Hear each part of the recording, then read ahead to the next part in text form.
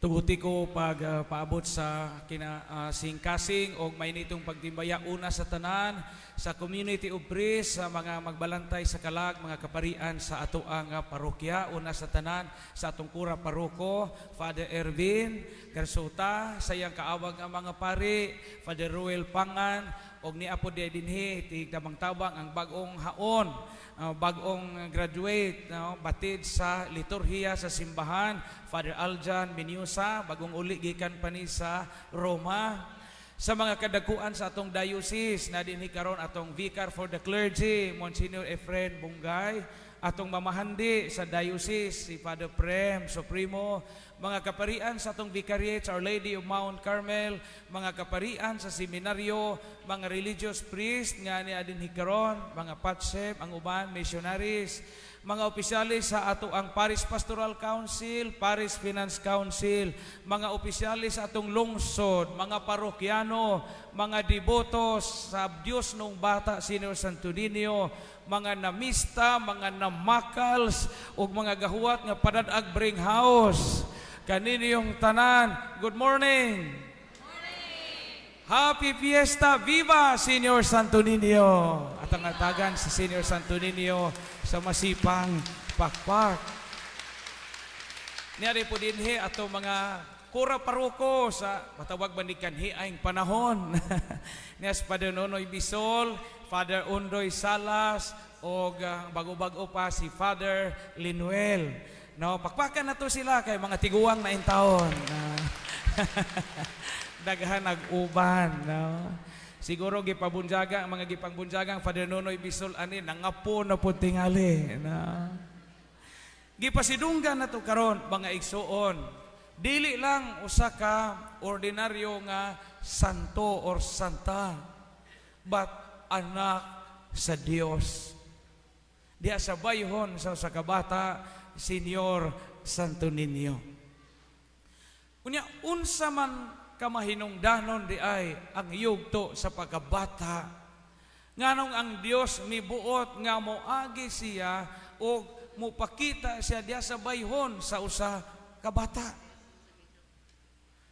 Kamu dinhi mga minjo nga wa pa magminopos, ganahan pa mo manganak? Kanang tinuod.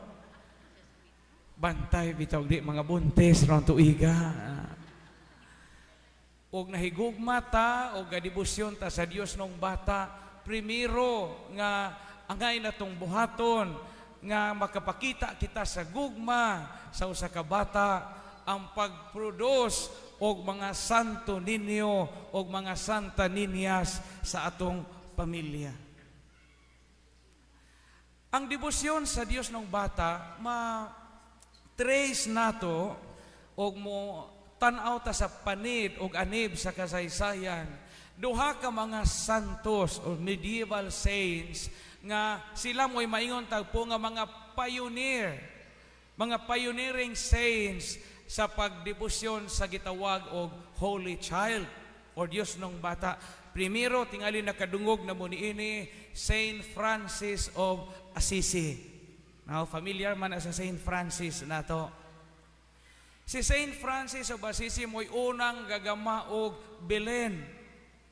Atong Christmas Eve in the year 1223, gabutang si Saint Francis of Assisi og batang Jesus diya sa Belen nga iyang gipahimutang dito sa Assisi sa Italy. Ug sukad ni ana gasugod ang debosyon sa Dios nung bata. Ikaduha, si Santa Teresa sa Avila sa Espanya. Matod sa mga chronicles, sa mga record, kato si Santa Teresa sa Avila, one of the reformers of the Carmelite order, magsuroy-suroy ito siya sa mga konvento o sa mga monasteryo sa Espanya kaniadto magda siya og imahen sa Dios nung bata nga gasuot og kingly robe. Mura og hari sa Espanya ang Dios nung bata. Murag mao iyang practice. O gani matod pa sa uban nga mga commentators, Mao kuno to ang tigdadang nga holy child image ni Saint Teresa of Avila. Mao kuno to'y nakapa-inspire anang hulagway sa Santo Niño sa Praga. O kanang Santo Niño, mga Santo Niño nga gidibusyonan sa nagkalanging dapit sa mga colonies sa Espanya. Unsa may naa sa bata mga igsuon nga sarang natong kapanaminhan diha sa atong kinabuhi. Matod pa sa atong Santo Papa si Pope Francis, duha ka mga butang nga makita nato sa mga bata nga angay natong sundugon og tag-ingon. Kay matod para ba sa Ebanghelyo karon, ingon na Ginoong Hesukristo, gawas kon kamo mahisama sa mga bata, di mo masuod sa gingharian sa langit. Samay naa sa bata. Na may upat ka bata ani mga badyaw ga number 4 ning uban aning lingkuran. Tan-awan ninyo ni undang na og number 4. Ingon si Pope Francis, the little child or a small child radiates genuine joy. Ang mga bata dai kuno ingon ang Santo Papa makahatag og kalipay og kasadya. Tinuod na de. Tinuod. Makalipay ning bata. Kamo bitaw mga ginikanan, bisag busy mo sa inyong trabaho, bisag daghan mo giatiman sa inyong opisina, sige mo overtime, iniguli ninyo sa inyo, inigkugos ninyo sa inyong bata, mauwa tanang stress. Mauwa tanang kakapoy, mauwa tanang kahago, mauwa tanang kabanga. Labi nagbukugos mo sa bata nga siguro yung kamoy amahan. Kining di po siguro ato ba kayong maragusayang kahuna-una tag-itsa sa bintana. A child, matod pa ni Pope Francis, radiates genuine joy, makalipay. Mao bitaw ng ganahan ta mo hagwa og bata. Kamo din heo, asa mo ganahan mo hagwa sa inyong ugangan o sa inyong mga bata? Kisa may ganahan mo hagwag ugangan ani malaparuhan palamanta. Piskay ang bata hagwaon kaysa ugangan. Kisa may ganahan mo hagwag ugangan na manglibak po kini habina dyan marikas og luto no. Ag usa ka sakong bugas pinalit og Domingo pagka Huwebes wa na gitungtungan nag-iring kay dakog kaon buntis. Pero mutan-aw ka sa bata na ang genuine nga kasadya sa ilang naong. Gani aho ning gi-quote Italian may original ani. Ingon si Pope Francis usa sa mga likayan nato sa atong kinabuhi. Kining gitawag og the disease of the funeral phase. Gahandol man si Pope Francis og recollection sa Roman Curia sa bag-o pa siyang ilingkod as Santo Papa. Nay 15 diseases nga iyang gitagsa-tagsa pag sulti. Unya usaday kuno sa mga sakit nato kanang di ta makakita og genuine joy. Kanang di ta kakita kasadya sa tong kinabuhi. Kalamidad ay kuno na ingon sa Santo Papa. Kalamidad man ang sunog, bagyo, baha, linog. Napakunoy laing kalamidad sa atong kinabuhi kanang di na ta kakita og kalipay o kasadya sa atong adlaw-adlaw nga pagpuyo. Ginganlan na ni Pope Francis og the disease of the funeral phase. Unsa man ning disease of the funeral phase? Kana bang buhi pata gaginhawa pata galutok man ni atong kalimutaw pero atong naong mura na kunog pantiyon nga naong nga murag padong na ilunod sa pantiyon. Tanawan na inyong kilid, tanawan na inyong tapan. Sa mura ba nagnaong og minatay nga padong na ilunod sa pantiyon? The disease of the funeral phase. At tinuod mo po kay ang buti pasabot ni Pope Francis ani kato mga minatay sa una hadlok magubuto mga minatay sa una. Karon mga minatay kay piskay na magnaong. Ako sige mo kung misag minatay sa Gomez o St. Peter. Daghang mga minatay ang misahan nga maot og naong sa buhi pa pagkamatay na lami. Matay piskaya na magnaong ni. Imbis na matay na lami manog dagway. Sa una mo ram tog subok og sikwa sa buhi pa. In English man ni translation, ingon si Pope Francis, the disease of the funeral phase is the disease of people who are scowling and unfriendly. Unfriendly, dili mga amigo. And they think that in order to be serious, they must show a strict funeral face and treat others with rigidity and harshness. Angay de kuno nato ng likayan. Kamugod manimba mo din he. Ang buti pasabot ni Pope ani kana bang musaburaan bitaw gatuot tagbalaan ta kanang taghuli na ta di ta ka mao mo smile. Di kuno na maayo kay this is of the funeral face na. Nabi ta uban manimba magburonda. Lami man po na magburonda ta kay pagtahod masimbahan. Pero adlaw po sobraag tabo ni jong kalimutaw. Sobraan na po sahay nang itong naong ini magmisa kay lagi og mukatawat na mawa ang pagkabalaan di man di kuno na mao. Kanang manimba ta usay nga ni gawas sa tumura bitaw tagdagway og santos nga wa matrapuhe. Kinahanglan day kuno makapakita tag genuine joy like that of a little child. Dili nang murag naog minatay. Ito mga minatay sa unang hadlok matog naong. Pagangangago to. Nabagsalirap ng kalimutaw nga hingsuksok aning kilid. Banganan pa jog panapton ibugkos anang alimpo. Kay kada oras mo to hugtan aron mo takom tong simod nga ganganga kay dugay makiting namatay na. Soksakan pa jog gapas, ilong og dunggan pastilan. Na inig haya magabi, hadlok lagi mo na gyud ni Pope Francis sa funeral face. Inig gabi asa hayaon, maora toy porma, why make up? Napadyoy suom ug utitod aning ilong maga pared kay ganang man ag ilong kay wa man balsamara. Adi sa mo ganahan mamistaron na. Moingon sa mo animalis padepan niya giluod na hinaong ko ano. Maganang tong ilong og dunggan na naisom og amigas magparade mudong sa kapi og sa kamay. Ni kagabi mo yung matigong inday timplahi kog kape manglutaw tong som gikan sa ilong sa namatay. The disease of the funeral face. Pero ang bata kuno mapahiyomon og malipayon kanang kalipay gikan sa kasing-kasing. Ngano man nga ang bata na amay genuine joy. Ngano nga ang usa ka bata makaradiate man og genuine joy like sa bayhon ni Santo Niño.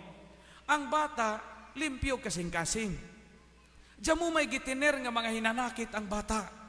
Way mga dautang pagbati, way garbo, way kasina, way mga pagdumot, hinlo o kasing-kasing ang bata. Kitang dagko na kay nihit naman itong kalipay. Ngano man daghan naman tagitinir nga di maayo. Di na ta malipay ngano man daghan tag utang. Gakaligid atong loan. Ngalingi asa nilang tapad be sulti sabat na ho na. My life is your life. Ingna sige tapad ninyo. My life is your life. My joy is your joy. My utang is your utang. Diyan mo na yung musulti. So paningkamot nga maparihas kuno tagbata ingon si Pope, the child radiates genuine joy. Ayaw ng funeral face. Mamista mo unja padadaan mo bring house nga baga dakong putos, jay nig-abre ninyo sa inyo gatumog sudan sa luto di ay na. Smile na lamang gihapon. Ikaduha og katapusan. Ingon si Pope, the child wishes to stay below. He does not or she does not aspire to be always on top. But ipasabot, ang usa ka bata, example of humility. Ang bata, dyan mo pa may ikasarang sa isang kaugalingon. Powerless, helpless, always dependent. Diyan mo may gisaligan ang bata, di man pre natong daghan na tagisaligan. Gasalig ta sa atong kwarta, gasalig ta sa atong garbo, gasalig ta sa atong grado, gasalig ta sa atong titulo, gasalig ta sa atong pagkakura paroko. Ako'y kura sa balilihan, way magbuot, matay na wag pagkabata.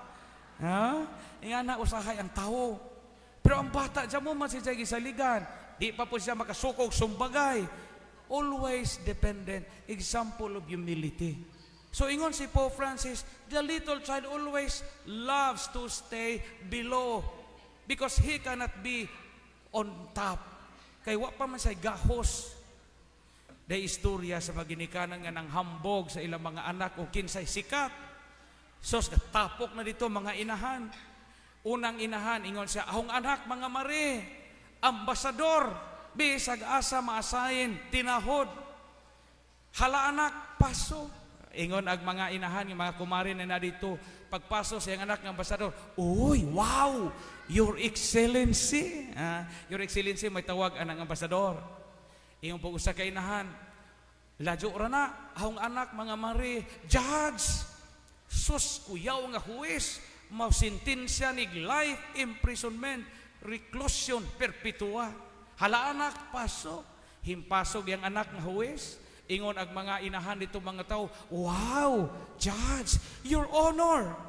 So, Your Excellency, Your Honor.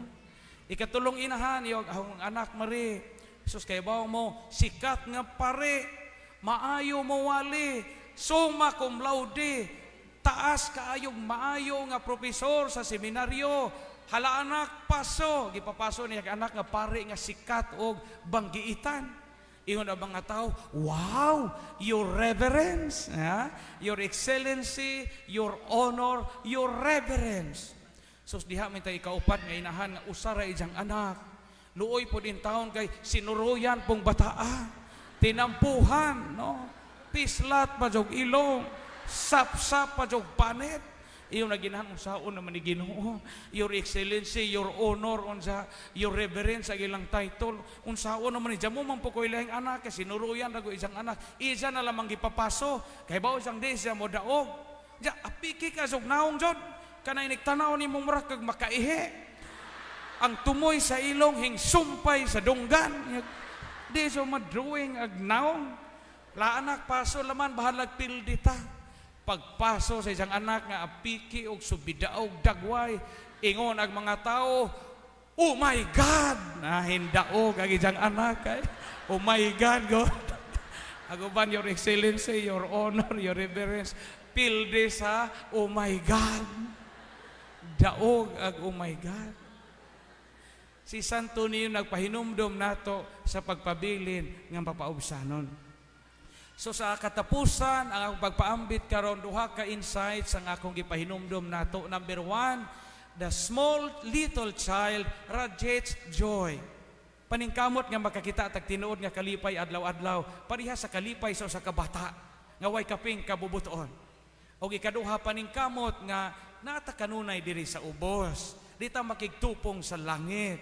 Di ta makigtupong sa kalangitan kay kung makigtupong ta sa kalangitan wa na ta magbaton og hiyas diha sa usa ka Dios nung bata si Senior Santo Niño. Happy Fiesta! Viva Senior Santo Niño!